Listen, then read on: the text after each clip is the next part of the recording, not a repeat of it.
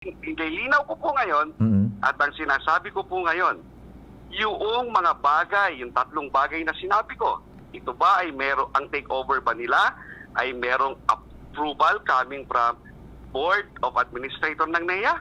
Pangalawa, ano ang klarong plano at procedures para sa pag-takeover na ito, if ever? At pangatlo, ano naman ang offer nila para bayaran itong mga in-advance namin at investment namin sa loob ng 8 taon. Yan po ang dapat mo nang klaruhin. Kaya natinig ko po kayo ng isang araw. Tama po yung panawagan ninyo at ng mga kababayan natin na panatilihin ang kapayapaan at kahinahunan sa usaping ito. Hindi po pwedeng sa Lunes ay basta-basta tayo mag-take over at yung iba naman ay nag-i-instigate pa ng rally na maaring mauwi sa karahasan, eh hindi po yan dapat ang solusyon.